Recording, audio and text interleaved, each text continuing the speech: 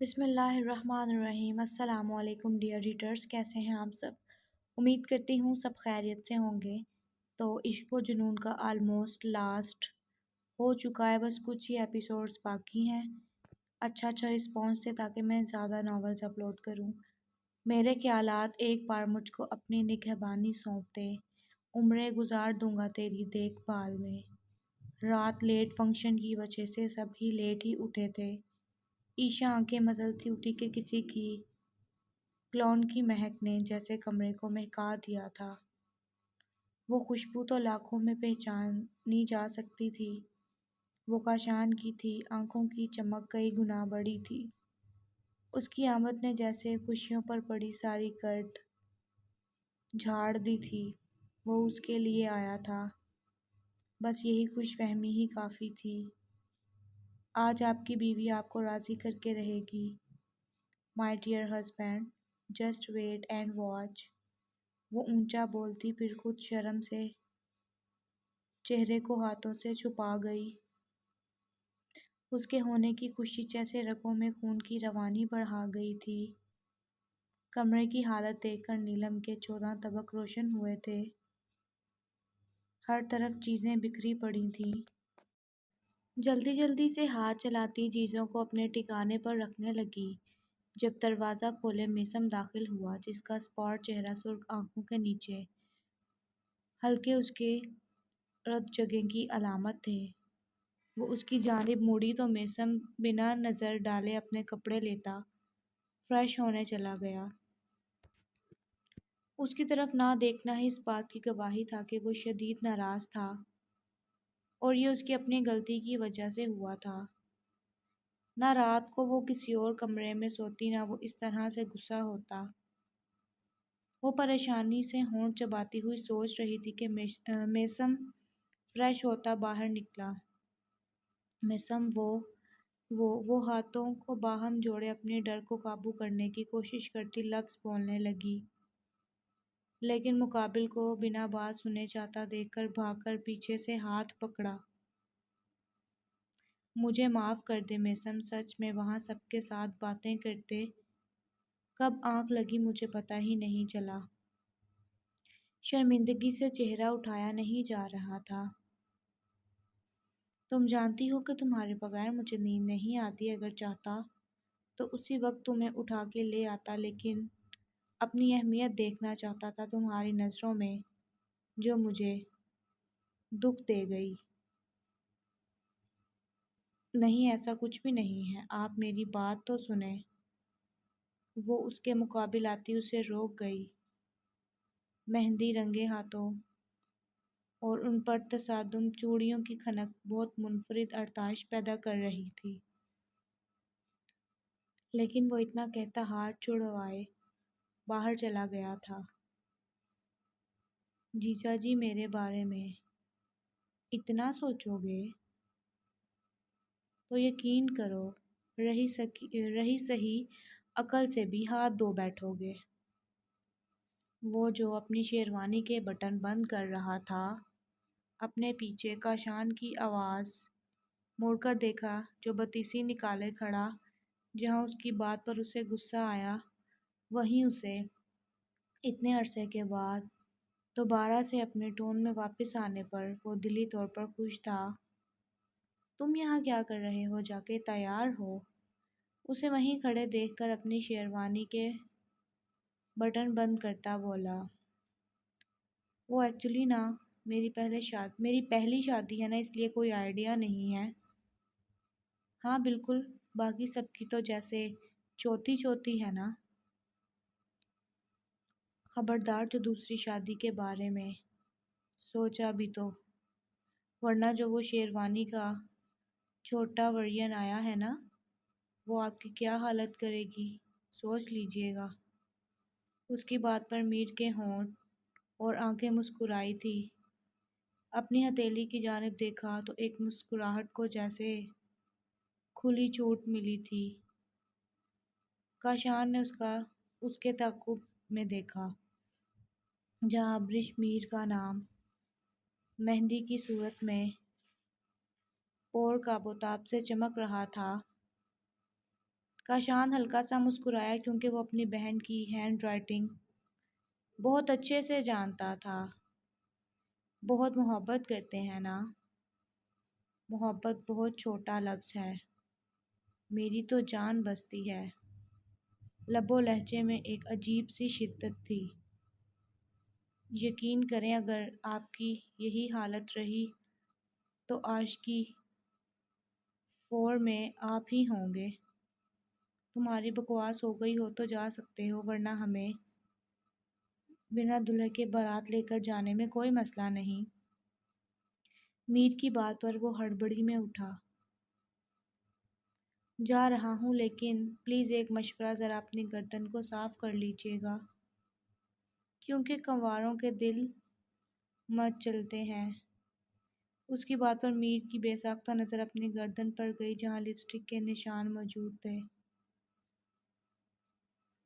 کیوں مٹاؤں؟ سب کو پتہ لگنا چاہیے میری بیوی کتنی محبت کرتی ہے۔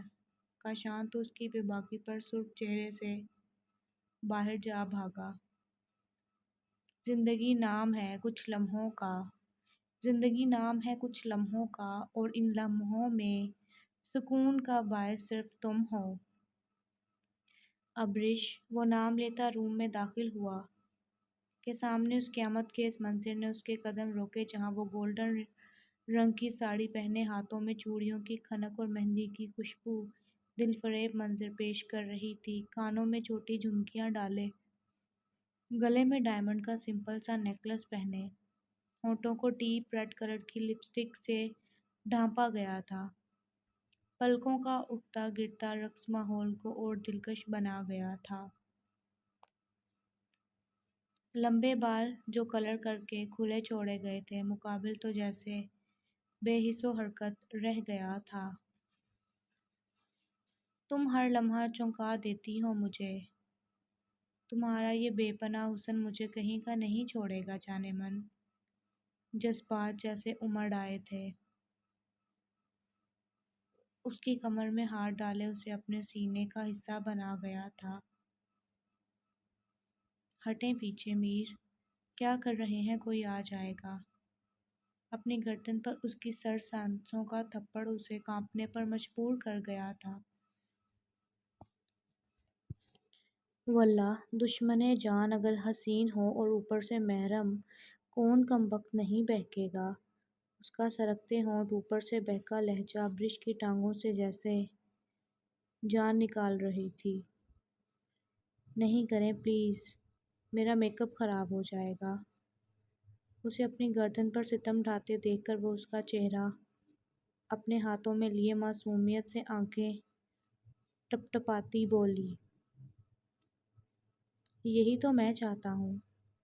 چہرے کو اپنی نگاہوں میں رکھتا پل میں اس کے ہونٹوں پر تسلط جما گیا۔ اپنی سانسیں رکتی دیکھ کر وہ پھر پھڑپھڑاتی ہوئی اسے خود سے دور کرنے کی کوشش کر رہی تھی۔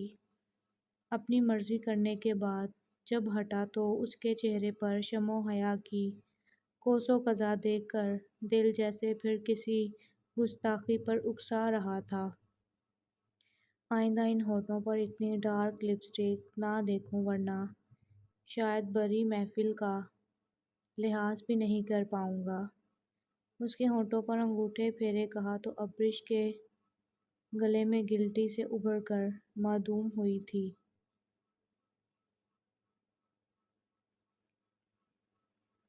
5 منٹ تک سامان لے کر آ رہی ہیں، ملازمہ اور پارلر والی کو کہہ دیا ہے، وہ تمہیں دوبارہ میرے حساب سے تیار کریں گی۔ وہ گال تھپتھپاتے ہوئے اسے سمجھا رہا تھا۔ کیا مطلب؟ میں تیار ہوئی ہوں، یہی ساڑی تو پہننی ہے میں نے۔ وہ الجھتی ہوئی دور ہونے کی کوشش کر رہی تھی۔ یہ ساڑی تمہارے جسم پر سوائے میرے کوئی اور دیکھے اس بات کی اجازت نہیں دوں گا۔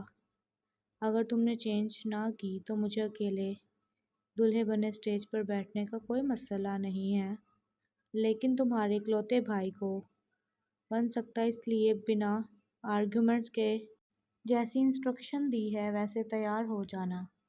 موم، dad how look I am. Zaryan چہکتا ہوا روم میں داخل ہوا۔ وہ اپنے باپ جیسی شیروانی پہنے ہوئے تھا، پاؤں میں کھسا ڈالے۔ ماشاء اللہ، ان دونوں کے منہ سے اکٹھا نکلا تھا۔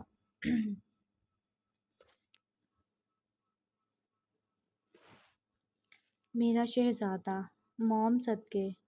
وہ اسے آگے ہوتی کس کرتی کہ میر جھٹ سے ان کے درمیان میں آیا تھا، جس وجہ سے ابرش کے ہونٹ میر کے گال پر بوسہ دے چکے تھے۔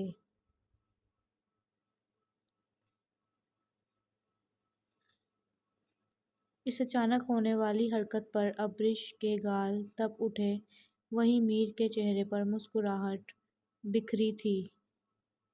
یہ کیا حرکت تھی؟ وہ شرم کے مارے بول نہیں پا رہی تھی۔ میرا بچہ بہت ہینڈسم لگ رہا ہے، بالکل ڈیڈی کی طرح۔ اس کے ماتھے پر بوسہ دیا تو وہ خوشی سے اچھلا تھا۔ ہاں تو کیا بول رہی تھی آپ بیگم کہ کیا حرکت تھی؟ تو ذرا یہ بتائیں، وہ کیا حرکت تھی جو آپ نے کی، جس پر میرا حق ہے؟ اس پر صرف میرا ہی حق ہے، تو آئندہ سوائے میرے کسی کو کس نہیں کرو گی، چاہے وہ میرے اپنے بچے ہی کیوں نہ ہوں؟ ہاں، زبان سے تعریف کر سکتی ہو۔ ابرش کا دل چاہا اس کا سر پھاڑ دے، ایسی بھی بھلا کیا جیلسی۔ چھوڑے مجھے، زریان دیکھ رہا ہے۔ اپنی کمر پر اس کی ہاتھوں کی مضبوطی پر جھٹپٹائی۔ میر نے مڑ کر دیکھا تو وہ واقعی گہری نظروں سے دیکھ رہا تھا۔ زریان، آنکھیں بند بچے، شاباش، ڈیڈ موم کو پیار کرنے لگے ہیں۔ تو وہ معصومیت سے سر ہلاتا آنکھوں پر ہاتھ رکھ گیا۔ ابرش نے خفگی بھری نظروں سے ان باپ بیٹے کو دیکھا۔ چلیں، وہ موبائل یوز کرتا مصروف ہوا بولا۔ کیا میں اچھی نہیں لگ رہی؟ مجھے پتا ہے، اب میں موٹی ہو گئی ہوں نا۔ کہاں دیکھیں گے اب آپ مجھے؟ مناہل نے اس کے نظر انداز کرنے پر غصہ سے گویا ہوئی۔ اس کی بات پر وہ جب بمشکل اسے نظر انداز کیے ہوئے تھا، نظریں اٹھائے دیکھا، جس کا وجود گھیرے دار فراک میں چھپ سا گیا تھا، وہ پھولے ہوئے چہرے میں اور بھی زیادہ خوبصورت لگ رہی تھی۔ مجھے تمہیں خوبصورت کہنے کے لیے نظر بھر دیکھنے کی ضرورت نہیں ہے، مجھے تم ہر حال میں خوبصورت لگتی ہو۔ اس کے بیلی پر ہاتھ جمائے، چہرہ کندھے پر رکھے، اس کا رخ آئینے کی طرف موڑ گیا تھا۔ بیان کرنے کو عمر لگ سکتی ہے، بیان کرنے کو عمر لگ سکتی ہے۔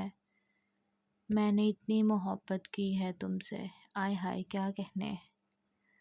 میں نے تعریف کرنے کو بولا تھا، یہ ٹھرکی پن کرنے کو نہیں۔ اپنی گردن پر نرم گرم سانسوں اور تشنہ لبوں کا لمس محسوس کرتے ہی دور ہونا چاہا۔ میں تعریف نہیں کرتا، بلکہ اپنے ہر عمل سے باور کروانا چاہتا ہوں تم ضروری ہو مجھے، جیسے کسی درد کے لیے سکون۔ اس کی بے باکیوں کو سہنا مناہل کے لیے جان جوکھوں کا کام تھا۔ پھر کہتی ہو تمہارے حسن کو کراچی تحسین نہیں پیش کرتا، اپنی حالت دیکھی ہے؟ اسے کپ کپاتے دیکھ کر مقابل نے طنزیہ چوٹ کی۔ سب سے پہلے ہال میں ساحر اور مناہل داخل ہوئے تھے۔ وہ دونوں ہاتھوں میں ہاتھ ڈالے چل کر سٹیج پر پہنچے، جہاں اسی طرح کے 3 اور سٹیج باقی جوڑیوں کے لیے تیار کیے گئے تھے۔ نیلم اور میسم ایک ساتھ داخل ہوئے۔ میسم کی ایک طرف محمل تھی تو دوسری طرف کمر میں ہاتھ ڈالے نیلم تھی، اور نیلم کا چہرہ وہاں سب کی موجودگی اس طرح کی حرکت پر لاکندھاری ہوا تھا۔ وہ سر جھکائے اپنے ہونٹ چباتی بمشکل اس کے ساتھ چل پائی تھی۔ میر سلطان اور ابرش کی انٹری ہوئی، جہاں کئی لوگوں کی نظریں ان پر اٹھی تھیں۔ ڈیپ ریڈ کلر کا لہنگے چولی میں تھی، ایک دوپٹہ سر پر کو کندھوں پر ڈالا گیا تھا، اور وہ چاروں باپ بیٹے اسکن کلر کی شیروانیاں پہنے ہوئے اور سر پر کلے باندھے اپنی لگ سے لوگوں کو متاثر کر رہے تھے۔ سب جوڑیاں سٹیج پر بیٹھی تھیں۔ ماموں، آپ کی دلہن کہاں ہے؟ کیان نے کاشان کو اکیلے سٹیج پر بیٹھے دیکھا۔ لگتا ہے سالے صاحب بیوی بیچارے کو دلہا پسند نہیں آیا۔ ساحر کی تپی مسکراہٹ نے اسے جل کر راکھ کیا تھا۔ بالکل جیسے میری بھابھی آپ جیسے خطبی کے ساتھ گزار رہی ہیں۔ وہ کہاں پیچھے رہنے والا تھا۔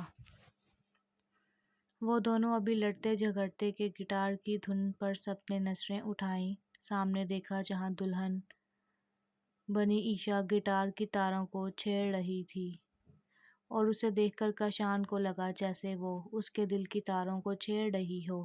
آئے ہائے! صدقہ صدقہ تیرے عشق کا، صدقہ تیرے عشق کا، صدقہ تیرے نور کا، صدقہ تیرے حسن کا،